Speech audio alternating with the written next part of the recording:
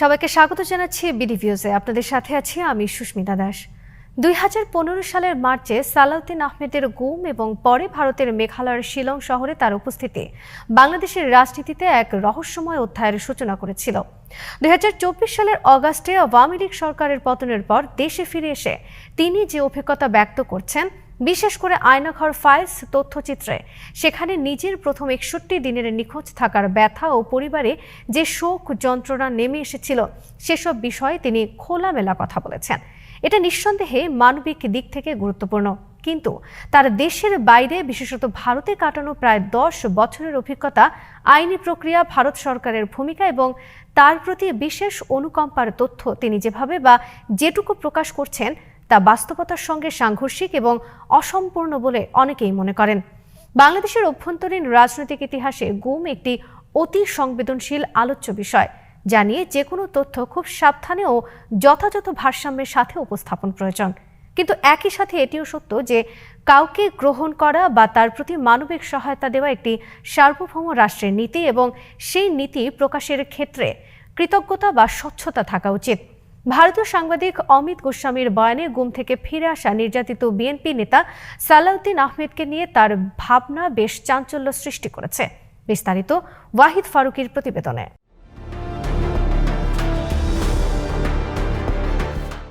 Aynaghor files তথ্যচিত্রে Salauddin Ahmed মূলত 2015 সালের 10ই মার্চের পরবর্তী 61 দিনের অদৃশ্য অবস্থার স্মৃতি তুলে ধরেন। কিন্তু ভারতীয় ভূখণ্ডে তার সাথে কি ঘটেছিল, কিভাবে আইন, কূটনীতি, স্বাস্থ্যসেবা, বাসস্থান, পুলিশি নিরাপত্তা সহ প্রায় 1 দশক তাকে আশ্রয় দিয়েছিল, এই বৃহত্তর পরিসরে তিনি অনেক বিষয়ে নীরব থেকে যান। এখানেই সৃষ্টি হয় বহুমাত্রিক প্রশ্ন, যা কেবল রাজনৈতিক নয়, নৈতিক, কূটনৈতিক ও তথ্যগত বিবেচনায় খুবই গুরুত্বপূর্ণ।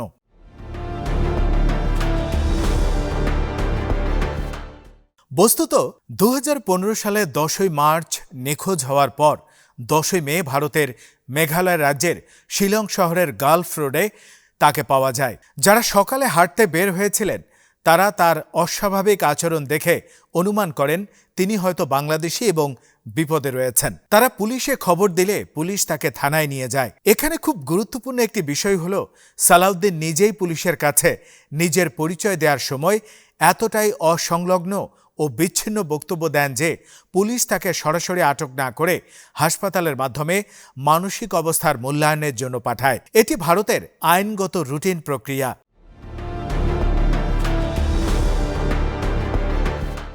এরপর তাকে পাঠানো হয় মিনহান্স নান্দি হাসপাতালে, যেখানে চিকিৎসকদের কাছে তিনি আসল পরিচয় দেন এবং স্ত্রীর টেলিফোন নম্বর সরবরাহ করেন। চিকিৎসক সেই নম্বরে ফোন করে পরিচয় যাচাই করেন এবং তখনই সালাউদ্দিন ও তার স্ত্রীর মধ্যে দশকব্যাপী প্রথম মানবিক যোগাযোগ ঘটে। এই সত্য তিনি স্বীকার করলেও তার বিবরণে কোথাও এই চিকিৎসক, এই হাসপাতাল কিংবা ভারতের সেই মানবিক ও সুশৃঙ্খল প্রশাসনিক ভূমিকার উল্লেখ নেই।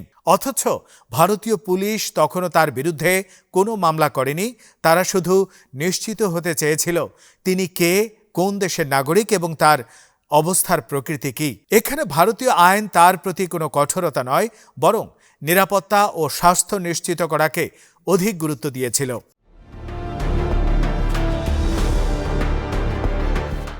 এই পর্যায়ে এসে দেখা যায় 11 মে তার পরিচয় নিশ্চিত হওয়ার পর 12 মে তাকে পাঠানো হয় শিলং সিভিল হাসপাতালে, যেখানে তার চিকিৎসা করা হয় সরকারি খরচে এবং এমন ভিআইপি কেবিনে যে সেখানে নিরাপত্তা, আরাম ও সুযোগ সুবিধা ছিল বাংলাদেশের যে কোনো সরকারি হাসপাতালের সাধারণ কেবিনের চেয়ে উন্নত।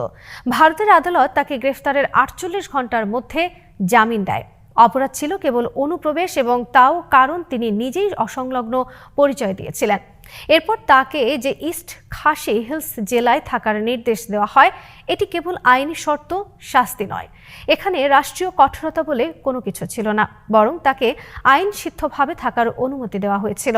এখানেও আয়নাঘর ফাইলসে তার বয়ানে ভারতীয় আইনি নমনীয়তা, মানবিকতা এবং রাষ্ট্রের দায়িত্বশীল ভূমিকাকে পুরোপুরি বাদ দেওয়া হয়েছে।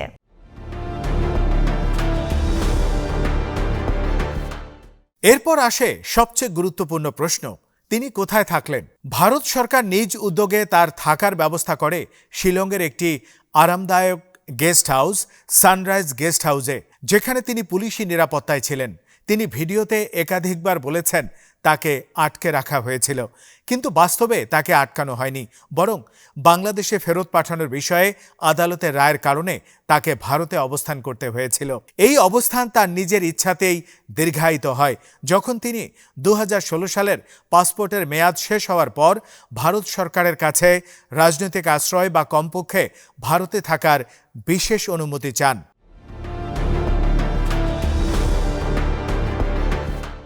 এখানে ভারত সরকার তাকে ভ্রমণ পারমিট সরবরাহ করে। তিনি চাইলে ভারত থেকে যে কোনো দেশে চলে যেতে পারতেন। এরপরই ভারত সরকার ও আদালতের সিদ্ধান্তে তার মামলাটি উচ্চ আদালতে যায়, যাতে তাকে ভারতে অবস্থানের বৈধতা দেয়া হয়। তিনি নিজেই এই আইনি প্রক্রিয়ার আবেদনকারী, উপভোক্তা এবং সুবিধাভোগী ছিলেন। তিনি এটি দেশে ফিরে উল্লেখ করলেন না।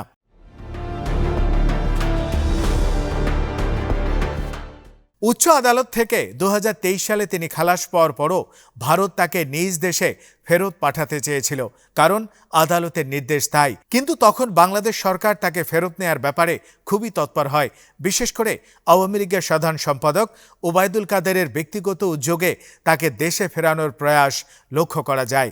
ভারত তখন পরিস্থিতি বিবেচনায় বলে সালাউদ্দিন দেশে গেলে তার নিরাপত্তা ঝুঁকিতে পড়তে পারে, তাই তাকে ফেরত দেওয়ার সিদ্ধান্ত স্থগিত করা হয়। এখানেও ভারতের সিদ্ধান্ত ছিল মানবিক ও আইনি বিবেচনার ভারসাম্যপূর্ণ প্রয়োগ। সালাউদ্দিন নিজেই ভারত সরকারের পুলিশি নিরাপত্তা ও ভিআইপি সুবিধায় সেই গেস্ট হাউসে বছরের পর বছর বসবাস করেন।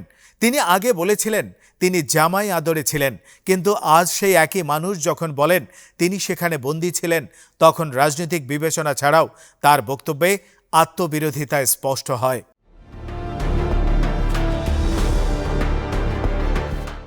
এখন প্রশ্ন আসে, ভারত তার থাকার খরচ দিল কেন? তিনি নিজে দিলে সেটা কিভাবে দিলেন? ব্যাংক, কার্ড, ট্রানজ্যাকশন প্রমাণ কি আছে?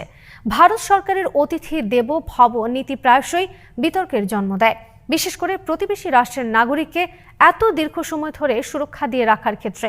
এই নীতি ভারতের অভ্যন্তরীণ রাষ্ট্রনীতি ও কূটনৈতিক আচরণেরই অংশ। কিন্তু একজন ব্যক্তি যদি এই দীর্ঘ সহায়তাকে নিজের রাজনৈতিক বয়ান তৈরির সুবিধায় ফেলে দেন, তবে তা নৈতিকতার প্রশ্ন তো তুলবেই, পাশাপাশি রাষ্ট্র সম্পর্কেও ভুল বোঝাবুঝির সৃষ্টি করতে পারে।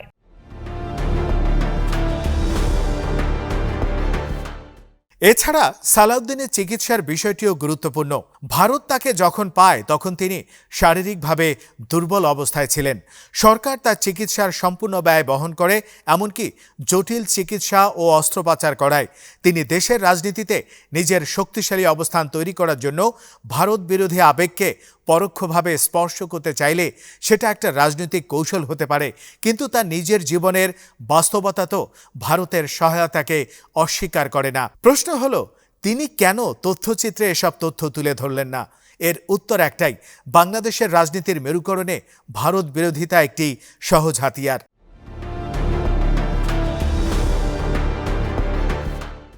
বাংলাদেশের বহু নেতা পরিস্থিতি বুঝে কখনো ভারতপন্থী, কখনো ভারত বিরোধী অবস্থান নেন, কিন্তু মৌলিক নীতি হওয়া উচিত যে দেশ আপনাকে আশ্রয় দিয়েছে, চিকিৎসা দিয়েছে, আইনি সুরক্ষা দিয়েছে এবং 10 বছর যাবৎ নিরাপদে থাকতে দিয়েছে, তার প্রতি কৃতজ্ঞতা অন্তত ন্যূনতম মানবিকতা বলে দাবি করেন ভারতীয় সাংবাদিক।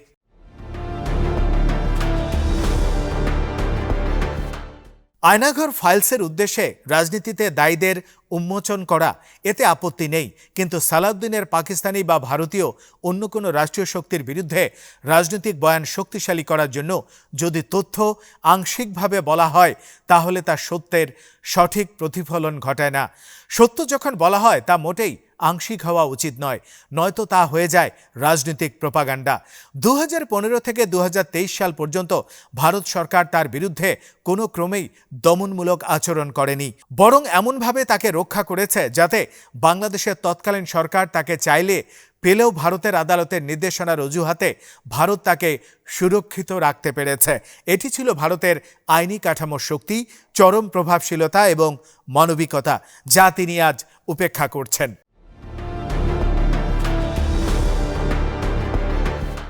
এখন প্রশ্ন আসে, এই নীরবতা কি ইচ্ছাকৃত? একজন অভিজ্ঞ রাজনৈতিক হিসেবে নিশ্চয়ই তিনি জানেন যে ভারত বা কোনো রাষ্ট্র হঠাৎ করে কাউকে 10 বছর ধরে ভিআইপি নিরাপত্তায় রাখে না। এটির মূলে ছিল কূটনৈতিক সমীকরণ, তখনকার বাংলাদেশের অভ্যন্তরীণ রাজনৈতিক অবস্থা এবং ভারতের নিজস্ব ভূরাজনৈতিক স্বার্থ। সালাউদ্দিন যদি সত্যি দাবি করেন তিনি সেখানে বন্দী ছিলেন, তাহলে প্রশ্ন ওঠে, কোনো বন্দী কি ট্রাভেল পারমিট চাইতে পারে? কোনো বন্দী কি অন্য দেশে যেতে পারার অনুমতি পায়? কোনো বন্দী কি ভিআইপি কেবিনে চিকিৎসা পায়? আর যদি একজন বন্দীকে 10 বছর ধরে নিরাপত্তা দিয়ে রাখতে হয়, তাহলে ভারতের উপরই তো বোঝা বাড়ে। সুতরাং তার বক্তব্য বাস্তবিক দিক থেকে অসঙ্গত।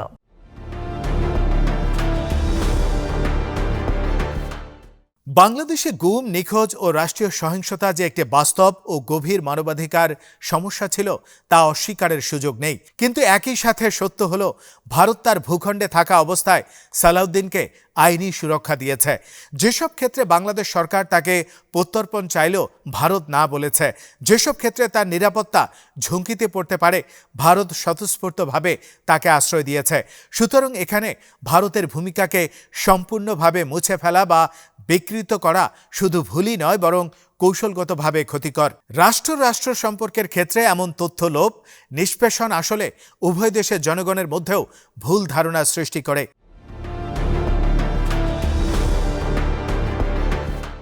আজ যখন সালাউদ্দিন দেশে ফিরে নিজের নিখোঁজ হওয়ার কথা বলেন তখন মানুষের সহানুভূতি জাগে, সেটা স্বাভাবিক। কিন্তু একই ব্যক্তি যখন নিজের জীবনের 10 বছরের বিশাল সময়টা সেসব মানুষ, যেসব প্রতিষ্ঠান, যেসব সরকারি সংস্থা তাকে নিরাপদ রেখেছিল তাদের প্রতি কৃতজ্ঞতার কথাও বলেন না, যখন নিজের সুবিধামতো ইতিহাসকে পুনর্গঠন করেন তখন তার নৈতিকতার বিচারে প্রশ্নবিদ্ধ হয়ে ওঠে। মূল ইস্যু হলো মানুষের কষ্টকে যুক্তিযুক্ত করা, কিন্তু সেই কষ্টের পরিবর্তে বাস্তবতা এবং সত্যকে গোপন না করা। নিজের উপর হওয়া অন্যায় তুলে ধরার অধিকার তার রয়েছে, কিন্তু অন্য রাষ্ট্রের মানবিক আচরণকে অবজ্ঞা করার অধিকার নেই।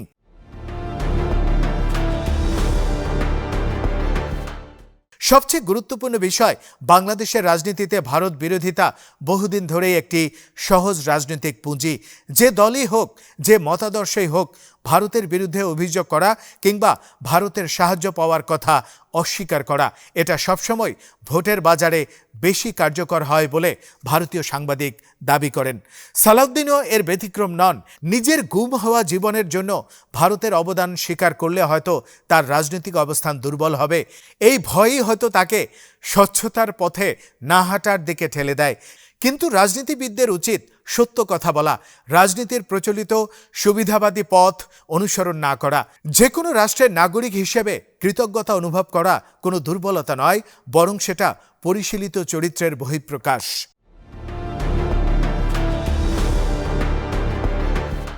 অবশেষে বলা যায়, আয়নাঘর ফাইলস তথ্যচিত্র নিঃসন্দেহে বাংলাদেশের ইতিহাসে গুম ও রাষ্ট্রীয় সহিংসতার অধ্যায় তুলে ধরার জন্য একটি উল্লেখযোগ্য প্রচেষ্টা। কিন্তু সত্যকে আংশিকভাবে বলা বা নিজের দীর্ঘ নিরাপদ জীবনের পর্বকে গোপন করা একদিকে ব্যক্তিগত নৈতিকতার সমস্যা, অন্যদিকে রাষ্ট্রীয় নীতির উপর ছায়া ফেলে। ভারতের অতিথি দেব ভাব নীতি তখন সঠিক ছিল কি ভুল ছিল তা বিতর্কযোগ্য, কিন্তু ভারত যে তাকে 10 বছর ধরে নিরাপদে রেখেছিল তা অস্বীকার করার উপায় নেই। রাজনীতির ক্রীড়ানক হয়ে রাজনীতিবিদরা যখন সুবিধা মতো সত্য বলেন বা গোপন করেন তখন বিবেকের জায়গাটি ক্ষয়ে যেতে থাকে। এজন্যই আজকের বাংলাদেশের রাজনীতিতে সবচেয়ে বড় সংকট হচ্ছে আত্মসমালোচনার অভাব, স্বচ্ছতার অভাব এবং কৃতজ্ঞতার অভাব। সালাউদ্দিন আহমেদের ঘটনাটি সেই অভাবেরই প্রতিফলন। আজ এখানেই শেষ করছি। সবাই ভালো থাকুন, সুস্থ থাকুন আর দেখতে থাকুন বিডি ভিউজ। চ্যানেলটি ভালো লাগলে সাবস্ক্রাইব করুন, সংযুক্ত থাকুন আমাদের ফেসবুক পেজে।